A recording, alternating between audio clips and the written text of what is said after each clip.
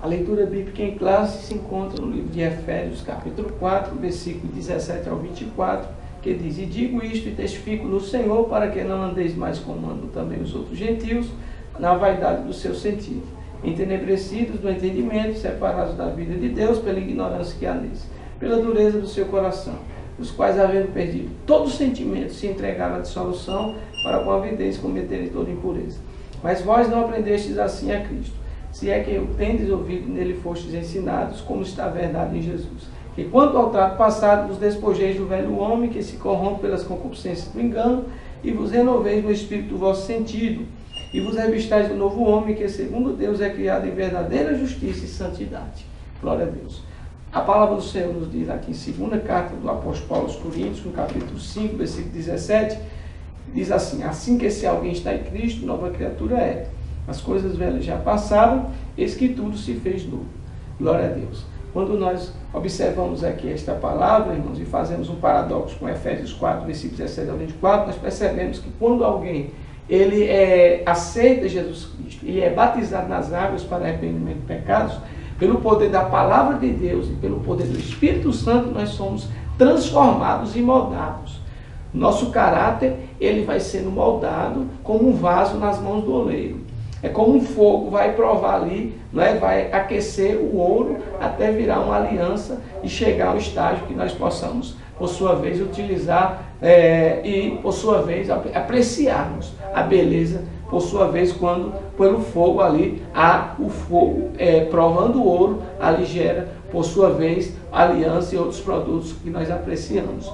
A palavra do Senhor nos diz lá em Malaquias capítulo 3, versículo 18, que há uma diferença entre aquele que serve ao Senhor e aquele que não serve. Ou seja, nós somos sal nessa terra e luz no mundo. Então nós devemos resplandecer a luz do Espírito Santo de Deus a este mundo que jaz no maligno, como está lá em 1 João capítulo 5, versículo de número 19.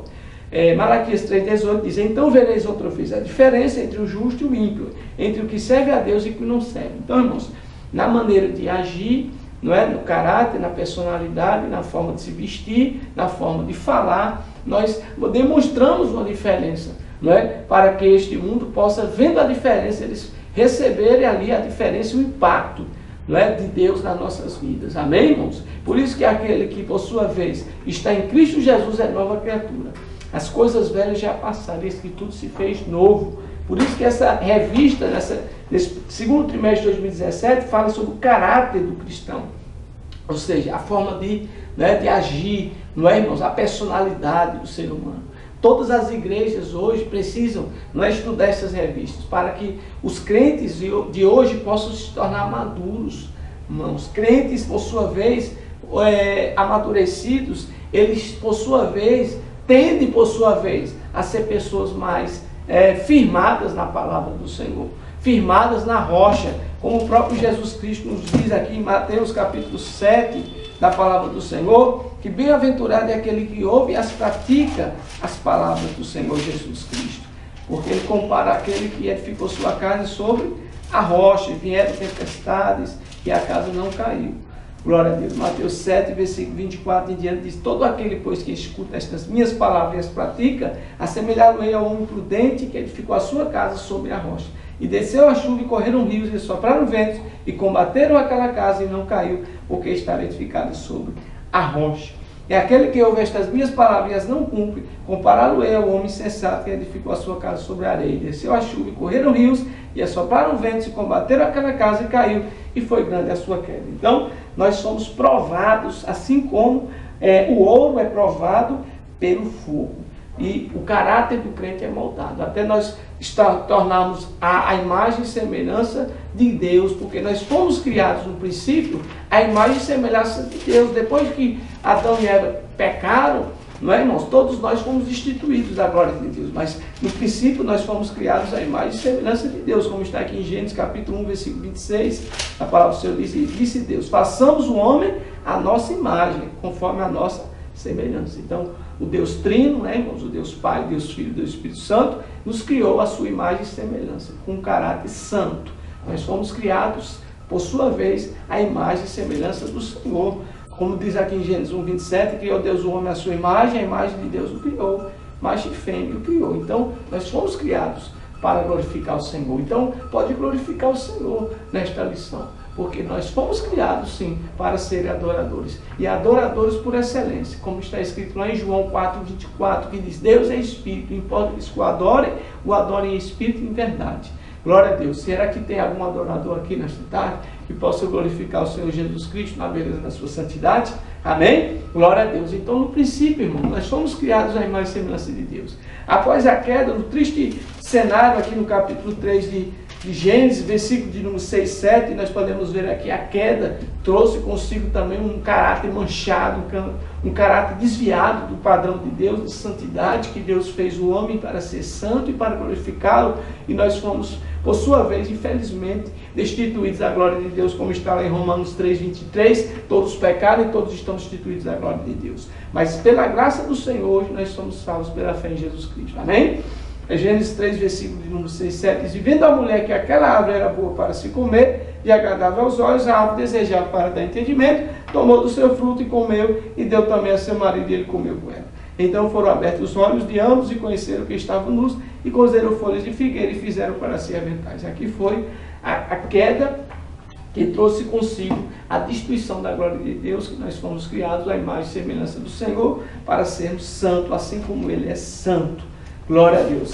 Mas agora, pela graça, nós somos salvos, porque aqui no Gênesis 3,15 nos deu a esperança, né, irmãos, quando Jesus Cristo veio pisar na cabeça da serpente, que diz: e porém inimizade entre ti e a mulher, e entre a tua semente e a sua semente. Esta te ferirá a cabeça, e tu lhe ferirás o calcanhar.